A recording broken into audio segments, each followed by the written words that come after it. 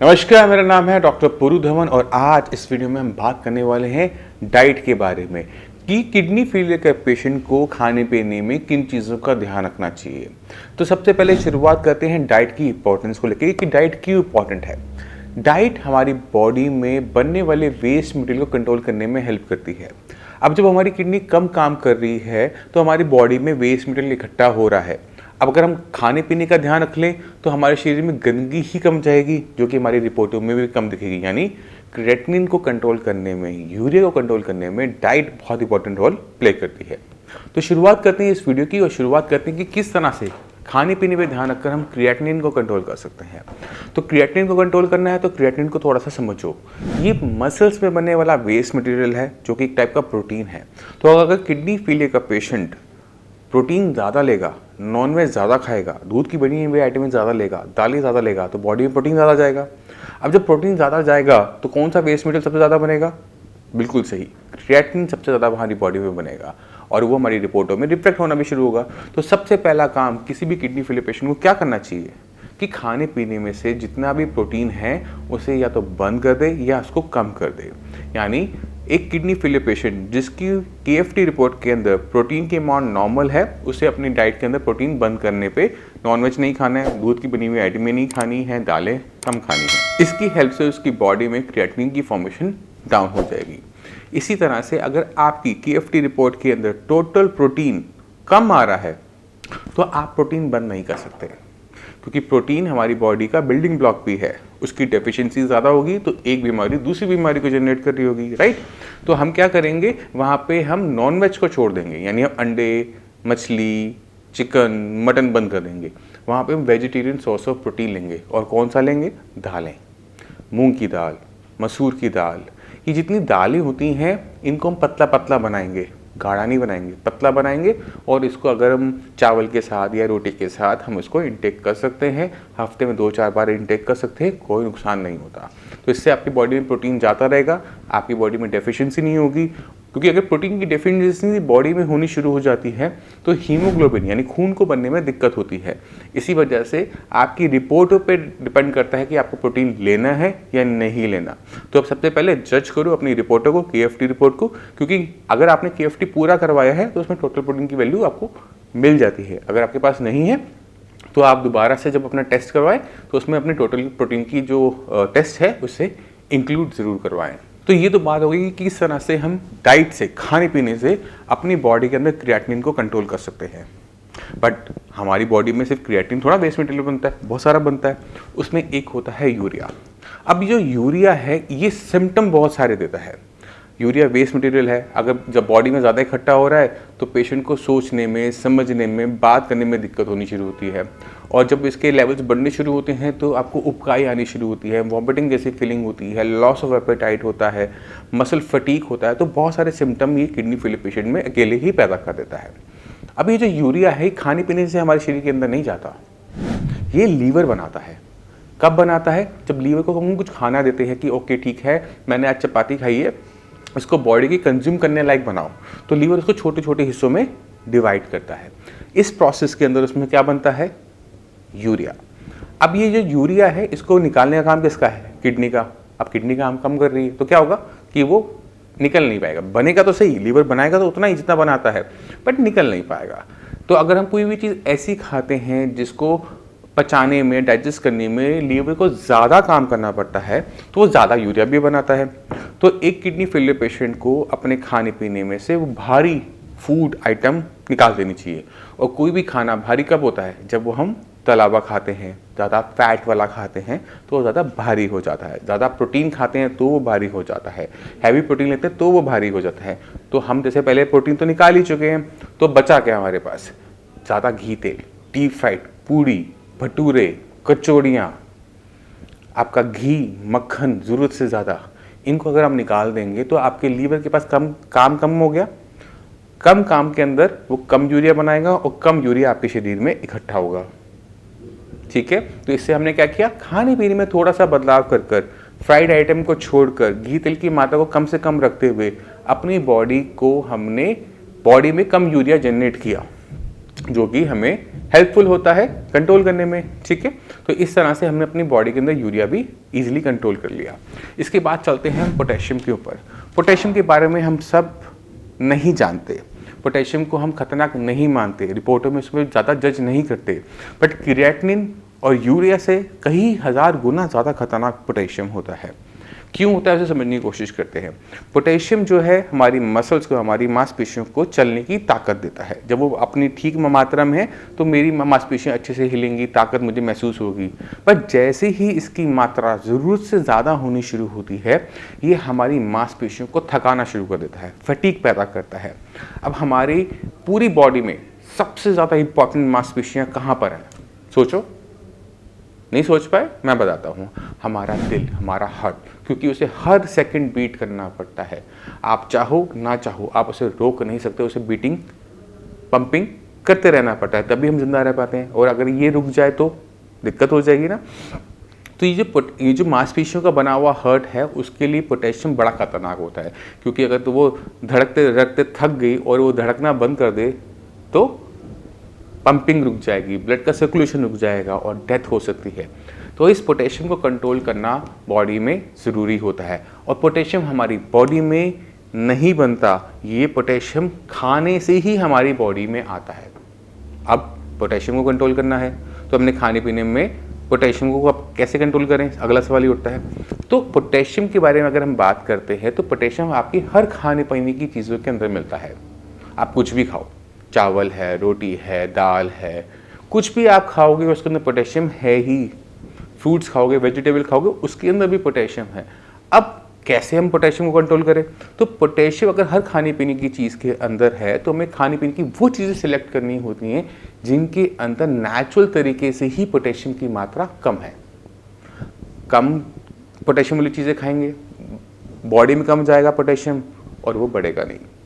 अब कौन sea food item के अंदर पोटेशियम की मात्रा ज़्यादा है, किसमें पोटेशियम की मात्रा कम है, अब इसको हम कैसे जानें, है ना, अगला सवाल ये उठता है। तो कुछ जो हाई पोटेशियम फूड आइटम है वो मैं आपको बताता हूँ, उनको आप निकाल दीजिएगा। बाकी पोटेशियम पे जो डिटेल्ड वीडियो है डाइट को लेकर, वो मैं आपको ऊपर लिंक में दे रहा हूँ, आप उसको इस वीडियो के ख़त्म होने के बाद ज़रूर देखिएगा। पोटेशियम हाई जो फूड आइटम्स हैं उसमें आता है केला, कीवी, एवोकेडो, ड्राई फ्रूट, खजूर और सब्जियों में आलू और पत्तेदार सब्जियां, पालक, बथुआ, मेथी, सरसों, धनिया, पुदीना, ये सारी जो आइटम है ना, यही सारी हाई पोटेशियम है। और साथ में आता है गुड़ और जूसेस। ये जो आइटम मैंने आपको बताई, अगर आप इसको डाइट से निकाल देते हो, आलू नहीं खाते, केला नहीं खाते, कीवी नहीं खाते, एवोकेडो नहीं खाते, खजूर नहीं खाते या फिर ड्राई फ्रूट्स नहीं लेते, कोई फर्क नहीं पड़ता, आपकी बॉडी में कम पोटेशियम जाएगा और आपको कोई दिक्कत नहीं होगी। बाकी जितनी भी आइटम बचती हैं, चाहे सब्जियों के अंदर हो, फलियां हैं, गाजर है, मूली है, खीरा है, सब खा सकते हैं, चावल है, रोटी है, क्योंकि इनमें पोटेशियम है बट कम मात्रा में। जो आइटम बंद करने के लिए बोली है उसमें पोटेशियम ज़रूरत से ज़्यादा है, और ज़रूरत से ज़्यादा पोटेशियम जाएगा तो मात्रा बढ़ेगी और उससे कॉम्प्लिकेशन पैदा होगी। तो जो हाई पोटेशियम फूड आइटम्स है उसको हम पूरी तरह से बंद कर देंगे। अब बहुत सारे पेशेंट ऐसे होते हैं जो जब ट्रीटमेंट ले रहे होते हैं तो डॉक्टर्स उनको सब्जियों को लीच करके लेने के लिए कहते हैं। लीच मतलब सब्जियां काटी, उसे पानी में भिगो, 3-4 घंटे छोड़ो, उसके बाद उसको निकाल के बनाओ। अब ये जो लीचिंग प्रोसेस है, ये पोटेशियम को कंट्रोल करने के लिए बनाया गया है कि खाने पीने में पोटेशियम की मात्रा कम जाए। अब ये प्रोसेस है तो बहुत अच्छा, पोटेशियम बहुत अच्छा कंट्रोल करता है, पर एक दिक्कत ले आता है। जब हम पोटेशियम निकाल रहे होते हैं सब्जियों में से लीचिंग प्रोसेस के अंदर, तो लीचिंग प्रोसेस के अंदर उसमें जितने विटामिन, मिनरल्स होते हैं वो भी निकल जाते हैं, पानी में निकल गए, हमने फेंक दिया। अब जब हम ऐसा लीच किया हुआ खाना लंबे टाइम तक खाते हैं तो बॉडी के अंदर कमजोरी बहुत पैदा होनी शुरू हो जाती है, क्योंकि बॉडी में कुछ जा ही नहीं रहा। सब्जियां तो हम खा रहे हैं बट उसमें ताकत ही नहीं है। तो लीचिंग प्रोसेस को हम तब शुरू करेंगे जब हमारा पोटेशियम नॉर्मल लिमिट से बाहर होना शुरू होगा, और जैसे ही वो नॉर्मल लिमिट्स में आएगा हम लीचिंग प्रोसेस को बंद करेंगे कि बॉडी को ताकत मिलनी शुरू हो जाए। तो आप सभी ने क्या ध्यान रखना है कि लीचिंग प्रोसेस रिपोर्ट पे डिपेंडेंट रखें। हर टाइम ना सब्जियों को लीच करें, क्योंकि सब्जियों को बहुत ज़्यादा लीच करोगे तो जैसे मैंने आपको दिक्कत बताई है उसको फेस करने का मौका मिलेगा, क्योंकि किडनी फेलियर 2-4 महीने में ठीक होने वाली बीमारियों में से नहीं है। ये जंग आपको पूरी ज़िंदगी लड़नी पड़ती है और जो चीज़ हम पूरी ज़िंदगी नहीं कर सकते उसे हम एप्लीकेबल नहीं मानते। तो हम लीचिंग प्रोसेस पूरी ज़िंदगी नहीं कर सकते, सब्जियों को लीच करके नहीं खा सकते, कमज़ोरी बहुत पैदा होगी। तो लीचिंग प्रोसेस को पोटेशियम बढ़ने पर ही ट्राई करें। अब एक किडनी फेलियर पेशेंट की बॉडी में से हमने क्रिएटिनिन कंट्रोल कर लिया डाइट से, यूरिया कंट्रोल कर लिया डाइट से, पोटेशियम कर लिया डाइट से। एक और चीज़ बहुत इंपॉर्टेंट होती है, वो है सोडियम। अब सोडियम जो है हम सब जानते हैं कि नमक से होता है, कि सोडियम क्लोराइड यानी नमक, और हम वो सोडियम अपनी बॉडी में लेके जा रहे होते हैं। और बाकी सारी चीज़ों के अंदर, खाने पीने की आइटम के अंदर भी सोडियम की मात्रा कम ज़्यादा मात्रा में होती है, मगर सबसे बड़ा सोर्स सोडियम का होता है नमक। तो अगर आपका ब्लड प्रेशर हाई है तो आप क्या करोगे? नमक की मात्रा कम करोगे, सोडियम की मात्रा कम करोगे। इससे दो फायदे होते हैं। सोडियम को कम करने से बीपी कंट्रोल में होता है और बॉडी में जो स्वेलिंग होती है पैरों पे, फेस पे, वो भी कम होनी शुरू हो जाती है, क्योंकि जहां पर नमक है वहां पानी जरूर आता है। ठीक है, आप किसी भी चीज के ऊपर नमक डालो तो वो चीज पानी छोड़ देती है ना। इसी तरह से जब हम बॉडी के अंदर नमक डालते हैं तो बॉडी पानी छोड़ देती है और सूजन आती है। इसी वजह से नमक एक किडनी फेलियर पेशेंट के लिए दुगना नुकसान पहुंचाता है, बीपी भी बढ़ाता है और सूजन भी लेकर आता है। तो नमक की मात्रा कम रखो खाने पीने के अंदर। अगर हम नमक को कंट्रोल कर लेते हैं तो हम काफी बड़ी दिक्कतों से बच जाते हैं, क्योंकि खाने में अगर नमक नहीं होगा तो हम खा भी नहीं पाते। तो हमने इस चीज का ध्यान रखना है कि हमने बैलेंस बना के रखना है। खाना में नमक कम मात्रा में हो जिससे हमें स्वाद तो आए बट हमें कोई दिक्कत ना आए, क्योंकि खाने में अगर नमक नहीं है, ना टेस्ट है, ना उसकी डाइजेशन है। तो इस चीज का ध्यान में रखते हुए खाने में नमक की मात्रा हम कंट्रोल करेंगे। अब सवाल ये उठता है कि नमक तो बहुत सारे टाइप का आता है, काला नमक भी आता है, सेंधा नमक भी आता है और समुद्री नमक भी आता है, तो कौन सा नमक खाना है? तो अगर आप किडनी फेलियर के पेशेंट हैं, बीपी अगर आपका हाई रहता है, तो कम मात्रा में आप सेंधा नमक का यूज कर सकते हो, पोटेशियम को ध्यान में रखते हुए, क्योंकि सेंधा नमक के अंदर पोटेशियम की मात्रा ज्यादा होती है। और अगर आपको ब्लड प्रेशर की दिक्कत नहीं है तो आप जो टाटा का नॉर्मल सॉल्ट आते हैं, मार्केट में मिलते हैं, हम उसका भी इंटेक कर सकते हैं। मगर जो कुछ नमक होते हैं जो स्पेसिफिकली बीपी के पेशेंट्स के लिए बने हुए होते हैं, वो हम नहीं खा सकते। क्यों नहीं खा सकते? क्योंकि अगर हम ब्लड प्रेशर कंट्रोल करने वाला नमक ले रहे हैं तो उसमें 15% पोटेशियम क्लोराइड एडिड होता है आर्टिफिशियली, जो आपकी बीपी को कंट्रोल करता है। अब पोटेशियम हमारे बीपी को डाउन कैसे करता है? हार्ट की बीटिंग को कंट्रोल करके। मगर आपकी बॉडी में जो पोटेशियम आप लेके जाएंगे पोटेशियम क्लोराइड के फॉर्म में, वो निकाल नहीं पाएंगे और आपको दिक्कत हो जाएगी, हार्ट आपका बंद हो सकता है। तो इसी वजह से जो टाटा लाइट नमक है उसका यूज नहीं करना, और टाटा लाइट जैसे और जो नमक आते हैं उसका यूज हमने नहीं करना, जिससे हमारी बॉडी में जरूरत से ज्यादा मात्रा में पोटेशियम ना जाए। अब हमने एक चीज का और ध्यान रखना होता है किडनी फेलियर पेशेंट में, कि जितनी भी खट्टी आइटमें होती हैं, संतरा है, मौसमी है, आम है, अंगूर है, इनको भी बंद करना होता है। अब सबसे ज्यादा खट्टी चीजें हम फल फॉर्म में ही खाते हैं, इसलिए मैं फलों के नाम ले रहा हूँ। फलों, इन खट्टी चीजों को हम क्यों बंद कर रहे हैं उसको समझने की जरूरत है। एक किडनी फेलियर पेशेंट की बॉडी में जब किडनी कम काम करती है तो क्रिएटिनिन बढ़ता है। किडनी का काम एक और भी होता है, वो है हमारी ब्लड के अंदर एसिड को कंट्रोल करना। हमारा यूरिन जो होता है एसिडिक होता है, क्योंकि हम एसिड को बॉडी से बाहर निकाल रहे होते हैं यूरिन के रास्ते। अब वो निकाल नहीं पा रही है एसिड को, तो एसिड कहाँ इकट्ठा हो रहा है? ब्लड में। ब्लड एसिडिक हो जाएगा, और एसिडिक ब्लड जब किडनी के अंदर जाएगा तो किडनी को नुकसान पहुंचाएगा। तो हमने क्या करना है, इस एसिड को कंट्रोल करने के लिए खट्टी चीजों को बंद कर देना है, कि हमारी बॉडी में एक्स्ट्रा खटासपन, एसिड इकट्ठा ना हो। अब चलते हैं पानी के ऊपर। पानी कितना पीना है? हर पेशेंट आके यही सवाल करता है, डॉक्टर साहब पानी कितना पिए, प्यास लगती है, पानी नहीं मिलता। तो पानी अगर आप कम पियोगे, यूरिन कम बनेगा, यूरिन कम बनेगा, क्रिएटिनिन यूरिन के रास्ते कम बाहर जाएगा, और कहाँ इकट्ठा होगा? ब्लड में। पानी ज्यादा पियोगे, किडनी उसे फिल्टर आउट नहीं कर पाएगी और वो बॉडी में इकट्ठा हो जाएगा। यानी कम पियोगे तो दिक्कत, ज्यादा पियोगे तो दिक्कत, और दिक्कत तो हमें चाहिए नहीं। तो हम क्या इसका सोल्यूशन निकालें? क्योंकि किस वेदर में आप रहते हो, किस जगह रहते हो, क्या काम करते हो, क्या प्रोफेशन है, उस पर भी डिपेंड करता है कि आपकी बॉडी की पानी की रिक्वायरमेंट क्या है। पानी की रिक्वायरमेंट हर बॉडी की अलग अलग होती है। कुछ लोग बहुत पानी पीते हैं, कुछ लोग बिल्कुल पानी के बिना रह लेते हैं। ऐसे कैसे, है ना? तो हर किसी की बॉडी की टाइप, टेम्परेचर सबका डिफरेंट होने की वजह से पानी की जो रिक्वायरमेंट है वो सबकी अलग अलग होती है। तो हम एक मात्रा सेट नहीं कर सकते कि जितने भी किडनी फेलियर पेशेंट हैं वो या 1 लीटर लेंगे, 1.5 लीटर लेंगे, इस तरह से सेट नहीं कर सकते।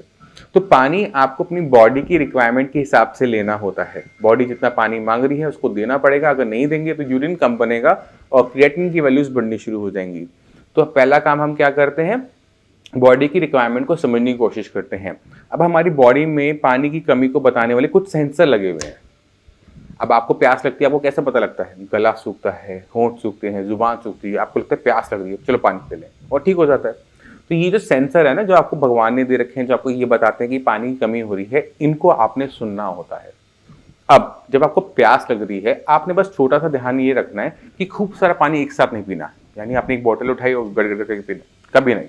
आप 1 कप पानी लो, उसे पियो, 10-15 मिनट बाद फिर आपको प्यास लग रही है, फिर 1 कप पी लो, क्योंकि 10-15 मिनट के अंदर जो पानी आपने पहले पिया था वह आपके ब्लैडर, पेशाब की थैली में पहुंच जाएगा और आपके में बॉडी में इकट्ठा नहीं होगा। अगर आप खूब सारा पानी एक साथ पी लोगे तो किडनी उसे प्रोसेस नहीं कर पाएगी तेजी से, और एक्स्ट्रा पानी कहाँ चला जाएगा? टांगों में। तो हमने क्या ध्यान रखना है कि छोटी छोटी मात्रा में पानी को लेना होता है अपनी बॉडी की रिक्वायरमेंट के अनुसार, क्योंकि यूरिन अच्छा बनेगा, क्रिएटिनिन उससे भी बाहर जाएगा, क्योंकि क्रिएटिनिन को निकालने का बॉडी से और कोई दूसरा तरीका नहीं है। यूरिया को बॉडी से बाहर निकालने का यूरिन के अलावा कोई और दूसरा तरीका नहीं है। तो अगर हम पानी की मात्रा सही रखते हैं तो हमारी बॉडी की सफाई अच्छी तरीके से होती है, और ये अच्छी सफाई हमें रिपोर्टों में भी नजर आनी शुरू हो जाती है। इसका छोटा सा एग्जाम्पल आप इस तरह से ले सकते हैं कि जो पेशेंट अपने पानी को बंद कर देते हैं, कम कर देते हैं ज़रूरत से ज़्यादा, उनकी क्रिएटिनिन वैल्यूज़ बहुत तेज़ी से बढ़नी शुरू होती हैं। 4 से 5, 5 से 6, 6 से 7 बहुत तेज़ी से बढ़ने शुरू हो जाते हैं, जो कि पेशेंट के लिए खतरनाक होता है। इस पानी के ऊपर हमने पूरी वीडियो बना रखी है, उसका लिंक भी मैं आपको ऊपर आई कार्ड में दे रहा हूँ, आप उसको डिटेल में देख सकते हैं। हाई पोटेशियम फूड आइटम्स कौन कौन सी होती हैं, किस तरह से कंट्रोल करते हैं, उसका लिंक मैं आपको यहाँ पे दे रहा हूँ, इसको आप एंड में देख सकते हैं। अब चलते हैं, हमने बात कर ली पानी की, हमने बात कर ली सोडियम की, हमने बात कर ली पोटेशियम की, क्रिएटिनिन की, यूरिया की। तो ये सारी की सारी चीज़ें आपकी इस वीडियो में कवर हो जाती है। अब इसी के साथ आप मुझे चलने की आज्ञा दीजिए। नमस्कार।